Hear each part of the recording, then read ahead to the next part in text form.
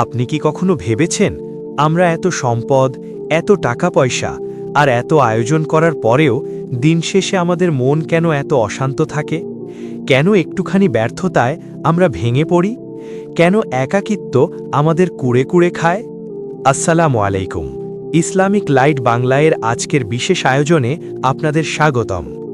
আজ আমরা এমন একটি সত্য নিয়ে কথা বলবো যা আপনার জীবন দেখার দৃষ্টিভঙ্গি চিরতরে বদলে দেবে। আজ আমরা জানব কেন রাসূল সাল্লাল্লাহু আলাইহি ওয়াসাল্লাম আমাদের এই দুনিয়ায় মুসাফির হয়ে থাকতে বলেছেন। যদি আপনি মানসিকভাবে ভেঙে পড়ে থাকেন বা মনে হয় আপনার জীবনের কোনো দিশা নেই, তবে এই 5টি মিনিট আপনার জন্য এক নতুন আলোর পথ দেখাবে ইনশাআল্লাহ। ভিডিওটি শেষ পর্যন্ত দেখার অনুরোধ রইল, কারণ শেষে আপনাদের জন্য রয়েছে একটি বিশেষ আমল। হাদিসে এসেছে, আব্দুল্লাহ ইবনে উমর রাদিয়াল্লাহু আনহু বলেন, রাসূলুল্লাহ সাল্লাল্লাহু আলাইহি ওয়াসাল্লাম আমার কাঁধ ধরে বললেন, দুনিয়াতে এমনভাবে থাকো যেন তুমি একজন অপরিচিত আগন্তুক অথবা একজন পথচারী বা মুসাফির। সহিহ বুখারী 6416। এই কথাটির গভীরতা কতটুকু তা কি আমরা কখনো অনুভব করেছি?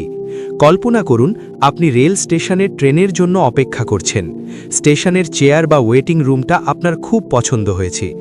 আপনি কি সেখানে রাজপ্রাসাদ বানানোর চিন্তা করবেন? কখনোই না, কারণ আপনি জানেন আপনার ট্রেন আসবে এবং আপনাকে চলে যেতে হবে। আমাদের জীবনটাও ঠিক তেমন। আমরা এখানে আসবাবপত্র জমাতে আসিনি, আমরা এসেছি পাথেও জমাতে। আল্লাহ তাআলা সূরা আল আনআমে বলেছেন, পার্থিব জীবন খেল তামাশা বই কিছুই নয়। অথচ আমরা এই খেল তামাশাকেই আসল মনে করে বসে আছি। যখনই আমরা দুনিয়াকে চিরস্থায়ী মনে করি, তখনই আমাদের অশান্তি শুরু হয়। সম্পদ হারানোর ভয়, সম্মান হারানোর ভয় আমাদের তাড়া করে বেড়ায়। কিন্তু একজন মুসাফির জানে তার আসল ঘর হল জান্নাত। যখন আপনি নিজেকে মুসাফির ভাববেন, তখন দুনিয়ার ছোটখাটো লোকসান আপনাকে আর বিচলিত করবে না। জীবনের এই লম্বা সফরে পথ হারানো খুব সহজ। এই অন্ধকার পথে আমাদের 3টি বাতি বা প্রদীপ লাগবে। 1. সাবার বা ধৈর্য। আল্লাহ বলেছেন, ইন্নাল্লাহা মা'আস সাবিরিন, নিশ্চয়ই আল্লাহ ধৈর্যশীলদের সাথে আছেন। সূরা বাকারা 153। এই সফরে ঝড় আসবেই, কখনো অর্থনৈতিক সংকট, কখনো প্রিয়জনের মৃত্যু।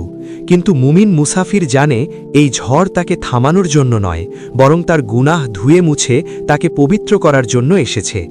2. শুকরিয়া বা কৃতজ্ঞতা। আমরা সব সময় অভিযোগ করি আমাদের কি নেই, কিন্তু আল্লাহ বলেছেন, যদি তোমরা কৃতজ্ঞতা প্রকাশ করো তবে আমি অবশ্যই তোমাদের বাড়িয়ে দেব। সূরা ইব্রাহিম 7।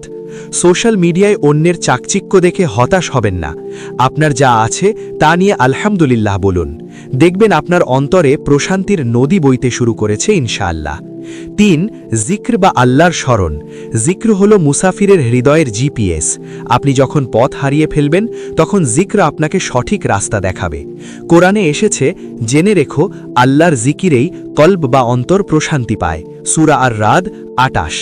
আপনি যদি প্রতিদিন 5 মিনিট একান্তে বসে সুবহানাল্লাহ, আলহামদুলিল্লাহ, আল্লাহু আকবার 5 করেন, তবে আপনার ডিপ্রেশন বা দুশ্চিন্তা ম্যাজিকের মতো কমে যাবে ইনশাআল্লাহ। আজকের তরুণ প্রজন্ম সবচেয়ে বেশি যে সমস্যায় ভুগছে তা হলো অ্যাংজাইটি বা ভবিষ্যৎ নিয়ে দুশ্চিন্তা। শয়তান আমাদের কানে ফিসফিস করে বলে, তোর কিছুই হবে না, তুই ধ্বংস হয়ে যাবি। কিন্তু আমার রবের প্রতিশ্রুতি কি? হিজরতের সেই কঠিন মুহূর্তে যখন শত্রুরা গুহার মুখে দাঁড়িয়ে, আবু বকর রাদিয়াল্লাহু আনহু চিন্তিত হয়ে পড়লেন, তখন নবীজি তাকে বলেছিলেন, লা তাহজান, ইন্নাল্লাহা মা'আনা, চিন্তা করো না, নিশ্চয়ই আল্লাহ আমাদের সাথে আছেন। সূরা তাওবা 40।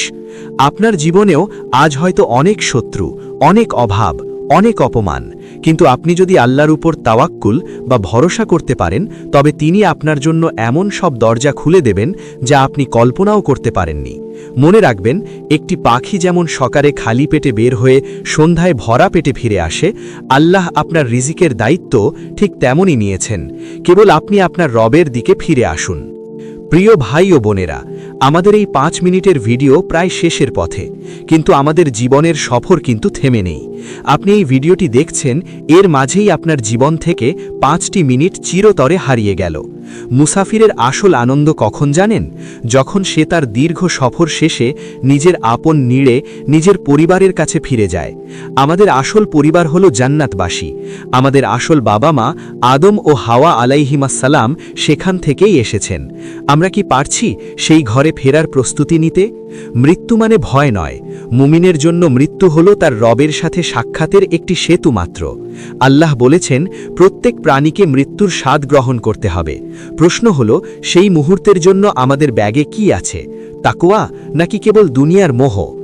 আজকের এই আলোচনা যদি আপনার মনে বিন্দুমাত্র দোলা দিয়ে থাকে, তবে কমেন্টে অন্তত একবার আলহামদুলিল্লাহ লিখুন।